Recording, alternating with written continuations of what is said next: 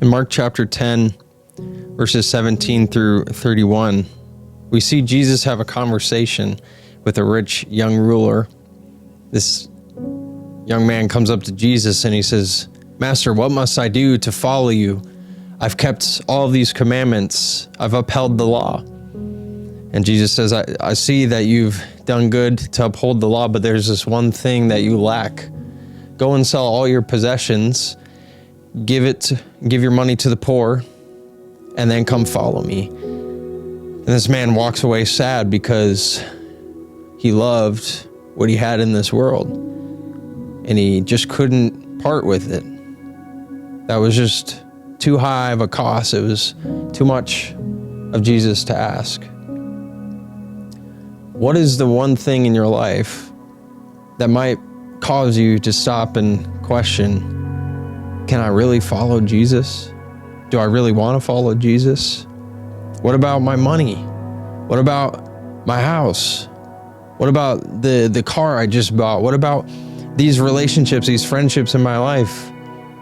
What about this or that? What things in your life are becoming a hindrance to giving your yes to Jesus with your whole heart, to follow him wholeheartedly?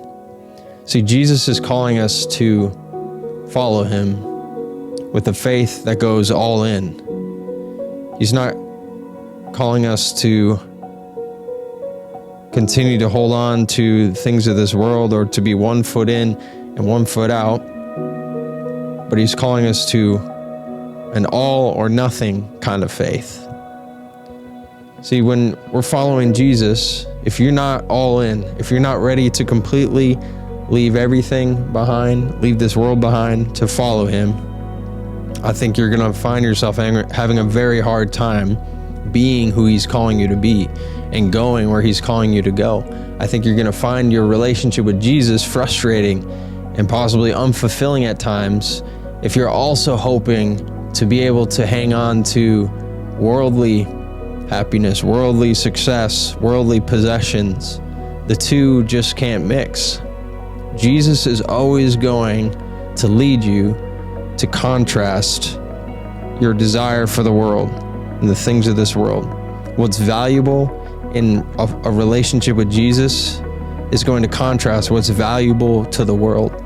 And so if we're not ready to die to this world, to die to success in this world, to possessions in this world, to die to having treasure in this world, we will never be able to fully receive the treasure that Jesus has for us and the life of purpose that Jesus has for us. Jesus also talks to his followers about the kind of disciples that he's looking for in Mark chapter 8, verses 35 through 38. He says, "For whoever wants to save their life will lose it, but whoever loses their life for me and for the gospel will save it. What good is it for someone to gain the whole world, yet forfeit their soul? Or what can anyone give in exchange for their soul? If anyone is ashamed of me and my words in this adulterous and sinful generation, the Son of Man will be ashamed of him when he comes in his Father's glory with the holy angels." He also calls us to take up our cross and to die to ourselves. Whoever is not ready to lay it all down for the sake of following him and being his disciple is not going to be ready to really follow where Jesus is going to take them. Whoever is not ready to be shamed by the people of this world as they stand for their faith in Christ is in for a rude awakening.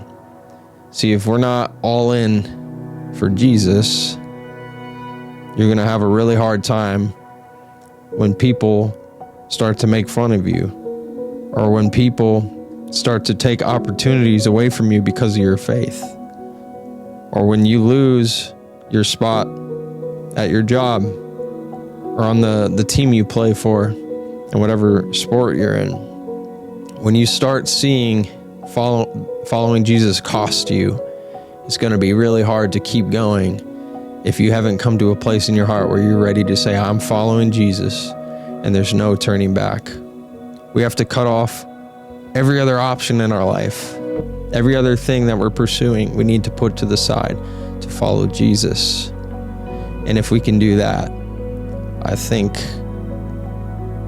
that is when we can start to find true fulfillment and joy in the purpose that Jesus has for us in building his kingdom, continuing the mission that he started here on earth. So my encouragement for you is go all in for Jesus. Hold nothing back. When we go all in for Jesus, it pays off far more than this world could ever give you every single time. So I just want to encourage you with that. Be willing to leave it all behind to gain the most valuable thing in this world, and that is a life with the true Messiah, Son of God, and a life that has eternal purpose, a life that has joy and purpose that's attached to something that will last forever. This world will fade away, people will fail you, your possessions will be left here on earth, but what you gain in Christ will last forever. Thanks for watching. God bless.